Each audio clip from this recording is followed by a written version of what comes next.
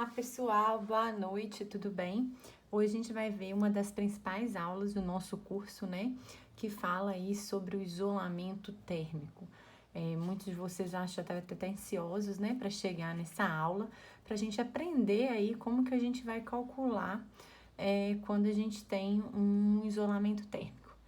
E o grande problema é o seguinte: existe uma espessura ótima que minimize as perdas. Se a gente parar para pensar, por exemplo, em coordenadas cartesianas, vamos supor que isso aqui seja a parede de um forno, né?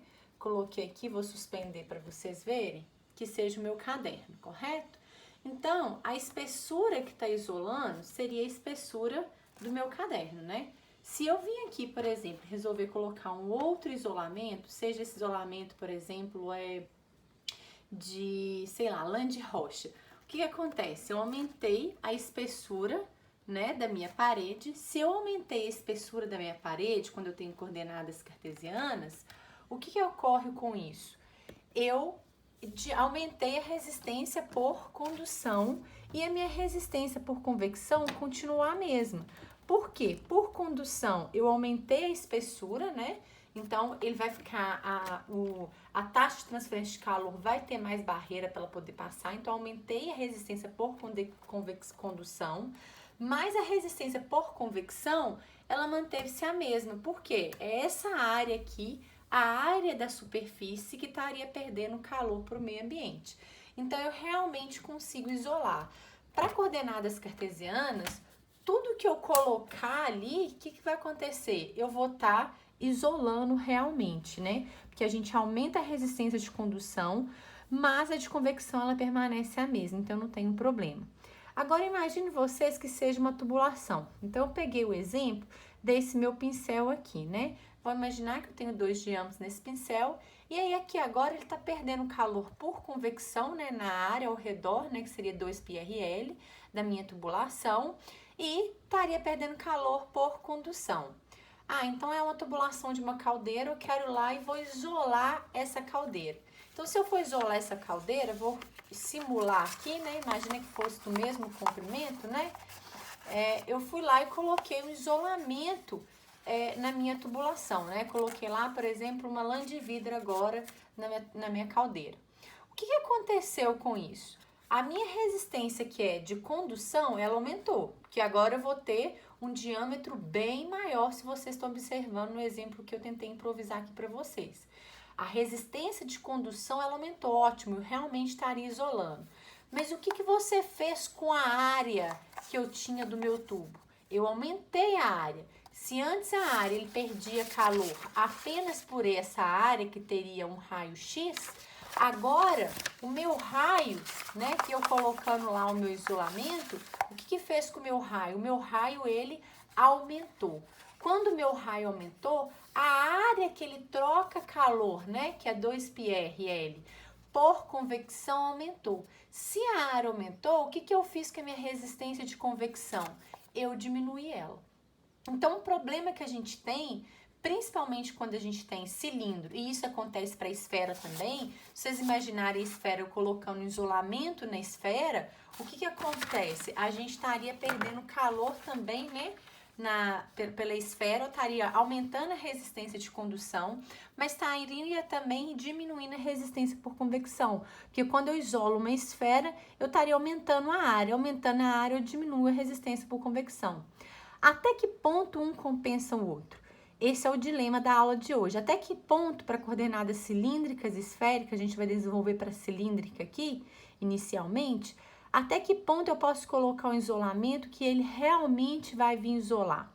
Ou não? Dependendo, eu posso colocar um isolamento, a gente vai ver que a taxa de transferência de calor do seu problema, ela vai piorar. Então, você pode ser até mandado embora se você não calcular esse isolamento de forma adequada. Então, o nosso problema é até que ponto um compensa o outro. Por quê? Coloquei aqui um exemplo para vocês. Imagine que esse seja o meu tubo, né? Que eu dei de exemplo aí para vocês. Eu quero projetar um R, né? Eu esqueci de colocar meu R aqui. Mas esse R, eu poderia projetar ele aqui.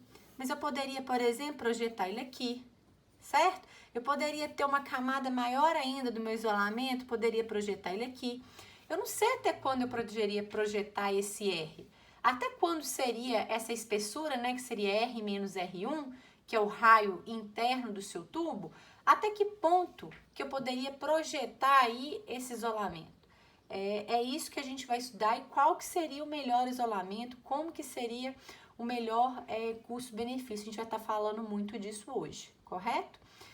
Espero que vocês tenham entendido a problemática. Qualquer coisa a gente tira dúvida lá no chat também. Então a questão é, a minha resistência total vai ser a resistência de condução, né? Que vai ser a condução do seu isolamento, mais a resistência de convecção, que é o ar, por exemplo, o meio ambiente que tiver aqui fora. Então aqui eu dei só um exemplo para depois a gente calcular. Eu falei que um tubo de cobre de diâmetro de 10 milímetros para transportar um refrigerante a baixa temperatura TI, em que o K vale 0,5 e o H vale 5 watts por metro quadrado vezes Kelvin. Fiz algumas considerações. Então, o que vai ser minha resistência total desse sistema? Eu já até coloquei aqui. É a resistência, né, que a gente tem aí de convecção e a resistência de condução para esse cilindro.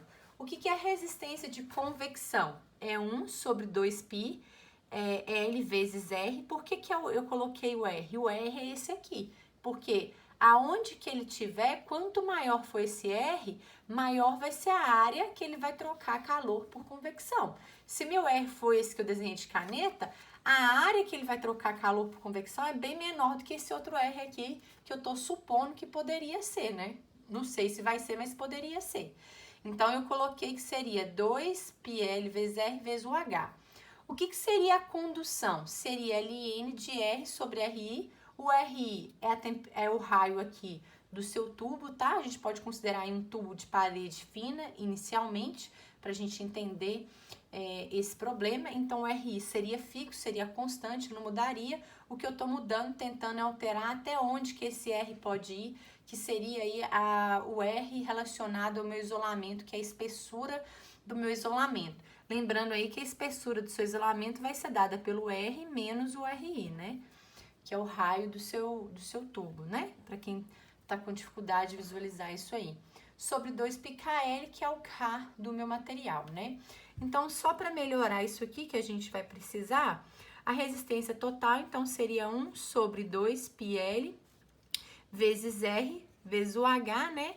Mais Ln de R sobre 2πKL menos Ln de Ri sobre 2πKL, né? A única coisa que eu fiz aqui, pessoal, foi aplicar a propriedade logarítmica, né? Que é onde que eu tenho Ln de R sobre Ri, eu posso desmembrar ele. E aí vocês vão entender o porquê que eu fiz isso aí. Pelo seguinte, quando a gente quer ter uma espessura que seja uma espessura máxima ou mínima, quando a gente quer maximizar ou minimizar algo, o que a gente faz? A gente faz a derivada primeira. Então, se eu tenho a minha resistência total, que tá aqui, né? Que é essa aqui que eu coloquei. Se eu quero maximizar ou minimizar ela, a primeira coisa que a gente aprende, que vocês viram lá em cálculo, é resolver aí a derivada primeira, né? Então, eu vou resolver a minha derivada primeira igualando a zero, né? A gente iguala a derivada primeiro igual a zero, e aí eu vou resolver essa derivada aí pra gente ver o que vai dar. Então, se eu igualar a zero, resolvendo aqui, ó, eu vou ter, né? Vou copiar aqui de novo para ficar mais fácil, mas a gente vai ter 1, vou passar o R para cima, só R é menos 1 para ficar fácil de eu derivar, tá? 2π L vezes o H, né? Mais Ln de R sobre 2πKL. Só tô copiando o que tá lá em cima para ficar mais fácil. Menos Ln de Ri sobre 2πKL, né? Só copiei o que a gente descobriu e passei o menos R1 para cá. Agora eu vou fazer a minha derivada e essa derivada aqui, lembrando que tem que dar igual a zero, porque eu tô maximizando ou minimizando esse ponto, correto? Então, resolvendo essa derivada aqui, a gente teria o quê? Menos 1 vezes R elevado a menos 2 sobre 2πL vezes H, né? A derivada de Ln de R vai ser o quê? Vai ser 1 sobre R vezes o restante, né? Que vai ser 1 sobre 2πkl, né? A derivada disso aqui, tudo é constante. Meu RI é constante, ele não tá alterando, então isso aqui é igual a 0, né? E isso é igual a 0. Então, resolvendo isso aqui, eu vou ter 1 sobre 2πkl vezes R. Vou passar o negativo agora para o outro lado da equação. Então, a gente vai ter que vai ser 1. Vou passar o R2 também para baixo. Então, eu vou ter 2πlH vezes R2, correto? O que eu posso cortar? Eu posso cortar o 2π com 2π, posso cortar o L com L, correto? O meu raio aqui, na verdade, até coloquei errado, né? Raio 2 não, é R ao quadrado, né? Desculpa, pessoal. É R ao quadrado. Então, eu posso cortar esse R com esse R também, vai me sobrar um R, correto? O que eu posso melhorar isso aqui, então? Eu vou ter que R vai ser igual, vou passar o K que sobrou para cá, multiplicando, e o H que sobrou aqui embaixo. A gente vai chegar nessa equação, em que R é igual a K dividido por H. Beleza, mas esse R que eu achei que é K sobre H, ele é um ponto de mínimo ou ele é um ponto de máximo? Por quê? Se ele for um ponto de mínimo, o que acontece? Ele vai ter esse ponto aqui, ó. Eu vou ter que esse raio que eu calculo por essa equação que a gente achou, tô desenhando aqui para ficar mais fácil, eu vou ter que uma resistência total. A minha resistência total, ela vai ser mínima, e esse raio é o raio que eu achei pela formulazinha aqui, ó. Quando eu maximizei ou minimizei um ponto, quando igualei a minha derivada primeira igual a 0, correto? Agora, se esse ponto aqui, ele é um ponto de máximo, o que acontece? Eu vou ter uma resistência total máxima para esse R aí da fórmula que eu achei. O que significa isso em outras palavras para a gente tentar entender melhor a situação que a gente chegou, que a gente tem que definir? Eu achei uma fórmula para eu maximizar ou minimizar o meu R. Porém, eu não sei se isso é um ponto de mínimo ou se isso é um ponto de máximo. Porque quem me fala se é um ponto de mínimo, se é um ponto de máximo, lembrando lá do cálculo, é a derivada segunda.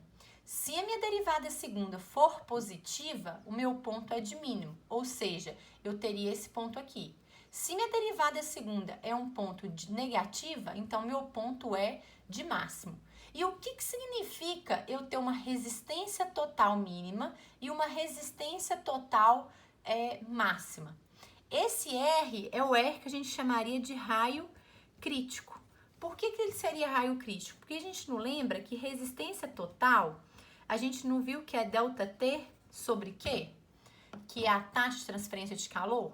Então, se eu tenho um ponto aonde que isso aqui é mínimo, então eu vou ter um ponto aonde que a minha taxa de transferência de calor, ela é o quê? Máxima. Porque um é o inverso do outro, né? Eles são inversamente proporcionais. Então, o que acontece? Imagine você, se meu ponto for um raio crítico, que eu tenho o raio inicial da minha tubulação aqui, RI, né? Que é o que a gente tinha lá. E aí eu vou começar, tô aumentando o raio, então tô colocando isolante. Até eu colocar isolante, imagine que eu coloquei isolante até nesse ponto aqui, ó, que eu vou chamar de R0, só para vocês tentarem entender. Se eu colocar isolante até nesse ponto, que é o R0, o que aconteceu? Eu diminuí minha resistência. Se eu diminuir a resistência, eu aumentei minha taxa. Então, você colocou isolante na sua tubulação, você gastou essa espessura, que é essa diferença aqui, ó, entre R0 e RI, porém, você aumentou a taxa de transferência de calor. Então, em vez de isolar, você foi e aumentou a taxa. Provavelmente, você vai ser mandado embora. Aí, o que acontece? Até chegar nesse ponto, esse ponto aqui é o ponto onde que eu vou ter resistência total mínima e a maior taxa. Então, se eu quero dissipar calor, eu teria que projetar minha tubulação para esse ponto. Depois desse ponto, que essa curva ela faz assim, ó, ela vai subindo, né? Até aqui, ó, para eu colocar meu isolamento, eu estaria, se eu colocar, gastar daqui para cá de raio, né, de espessura, eu estaria na mesma condição inicial. Eu tenho esse ponto aqui de compensação. Eu só começaria a isolar a partir daqui de cima. Agora, se eu tenho um raio que agora a minha resistência é aqui, o que que acontece? Se eu tenho esse ponto de resistência total, então minha resistência total aqui seria máxima. Então, aqui eu teria a mínima taxa. Então, se essa equação for desse gráfico, aí eu vou ter um ponto, a gente vai descobrir, né, que a gente chamaria aí de raio ótimo. Aonde que eu teria, então, se a gente pensar aqui, ó, na resistência total, é igual ao ΔT sobre o Q. Então, eu estaria uma resistência máxima para um Q mínimo. Então, se eu quero isolar, o ponto ideal seria esse para eu colocar. Mas, pessoal, eu não sei qual figura que a gente tem. Se a gente vai ter essa ou se a gente vai ter essa. Eu sei que a gente achou essa equação.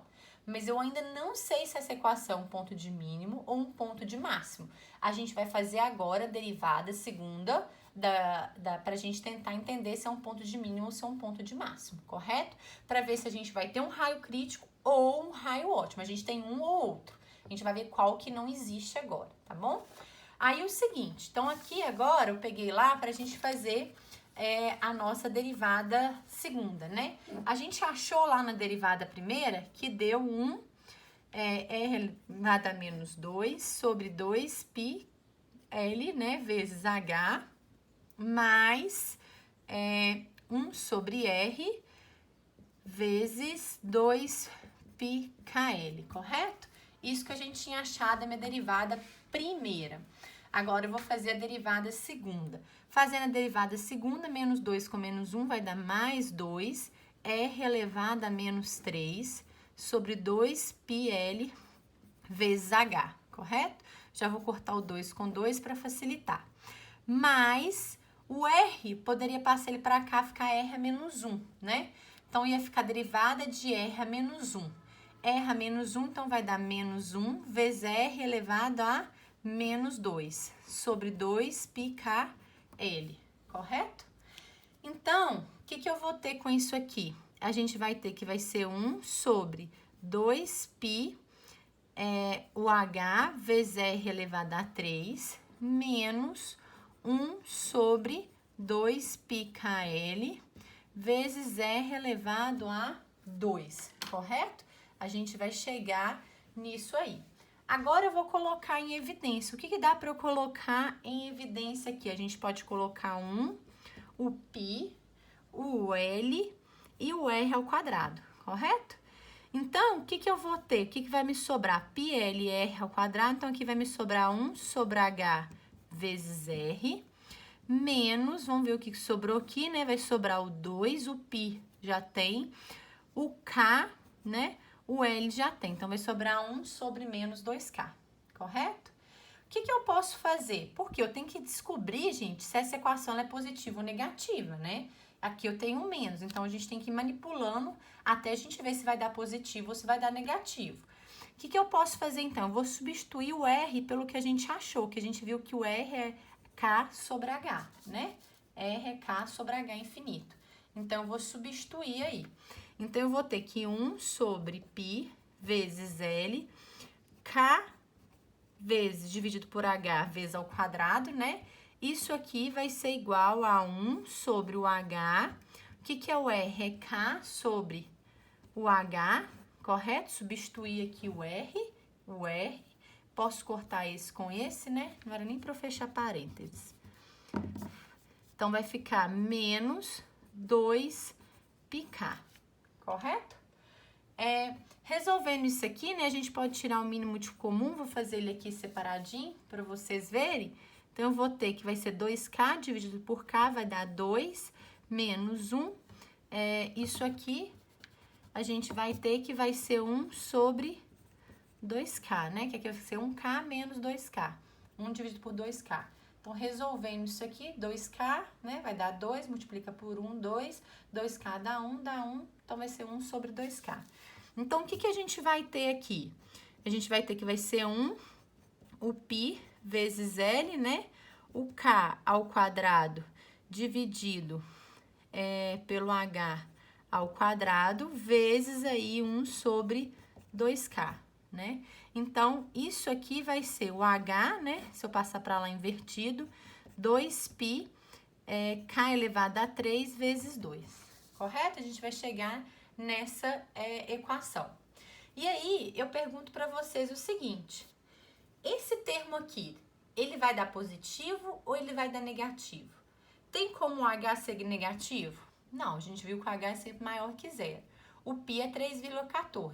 Tem como eu ter um comprimento de tubulação negativa? Não. Tem como a condutividade térmica ser negativa? Não. Então, essa expressão aqui, necessariamente, ela vai ser o quê? Positiva. Ela vai ser positiva. Se a minha derivada segunda que eu apliquei, ela foi positiva, o que significa, voltando lá no meu desenho, derivada segunda, ela foi positiva?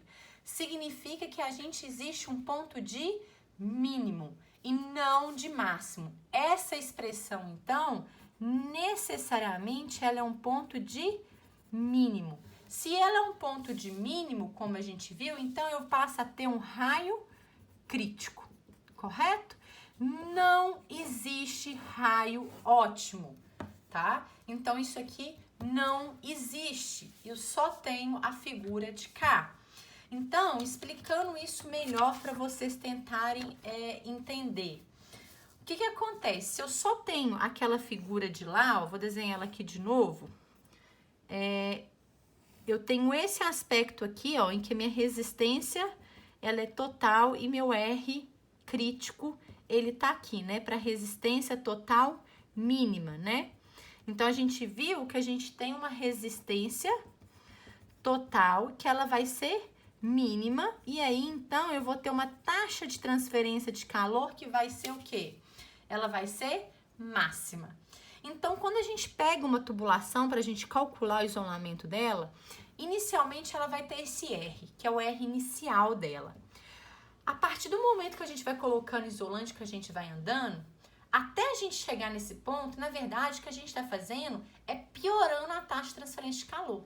Porque eu estou diminuindo a resistência total. Se eu estou diminuindo a resistência total, eu estou aumentando a taxa de transferência de calor. Então, até chegar nesse ponto, na verdade, você está piorando o sistema se você queria isolar. Seu chefe vai te mandar embora. Eu gosto de brincar muito isso com os alunos. A gente tem que tomar muito cuidado com isso. A partir desse ponto, o que acontece? Minha resistência ela já começa a aumentar, então minha taxa começa a decrescer. Um é o oposto do outro. Até chegar nesse ponto aqui que a gente fala que é o ponto de compensação. A partir daqui, pessoal, você pode colocar o isolamento que você quiser, que aí você vai estar realmente isolando, você realmente vai estar diminuindo o quê? Aí tem muito aluno que pergunta assim, mas eu vou até quanto? Pessoal, isso depende do seu custo-benefício. Quanto mais você subir para cá, mais material você vai gastar, porque maior vai ser seu raio. E vai chegar um ponto que isso aqui tende a ser linear. Se tende a ser linear, às vezes uma coisa não compensa a outra. Então, assim, às vezes você vai pagar muito para o isolamento e sua taxa vai diminuir muito pouco. Então, às vezes não compensa você colocar um isolamento. Ao contrário desse gráfico, a gente tem um gráfico que fala da taxa, né? Se eu tenho um ponto mínimo para resistência, então eu tenho um ponto máximo para taxa, que é esse gráfico aqui, ó. Ele faz assim, ó. Teve um aluno uma vez, sabe, que duvidou disso e plotou isso no Excel para ele ver. E ele achou, eu achei bacana que ele achou exatamente a curva que a gente tinha feito na sala, né? Então, a minha taxa, desculpa, eu coloquei aqui errado, né? Aqui vai ser a taxa. Se eu tô desenhando agora o gráfico, aqui é a taxa, tá? Então, esses dois gráficos, eles são idênticos, só que esse aqui para resistência total e esse aqui para taxa. O que acontece? Esse ponto aqui é o ponto do raio crítico, aonde que eu vou ter a maior taxa de dissipação. Passou do raio crítico, eu vou ter um ponto de compensação, mas a partir daqui, ó, ele já vai começar a isolar. Minha taxa já vai diminuir do inicial que ela estava. E essa curva aqui, ela tende a ficar praticamente igual a zero. Então, você tem que ir plotando e calculando o seu custo-benefício. Ah, eu vou pôr meu isolamento aqui, ó. Vou gastar daqui até aqui de espessura, né? Agora, será que compensa eu colocar mais isso aqui de isolamento? Às vezes a taxa sua aqui que vai diminuir vai ser tão pequenininha, vai ser às vezes menos de 1%, que não compensa você pagar esse preço para isso. Então, a gente tem que fazer esses cálculos para a gente ver se realmente uma coisa compensa a outra ou não, correto? Vou abrir para dúvidas para vocês. Vou colocar o material complementar também, caso alguém tenha alguma dúvida. E vou deixar alguns exercícios lá para vocês fazerem também no portal, tá? Vou filmar aqui para vocês, quem quiser ir copiar depois, né? Dar um print na tela para ficar mais fácil.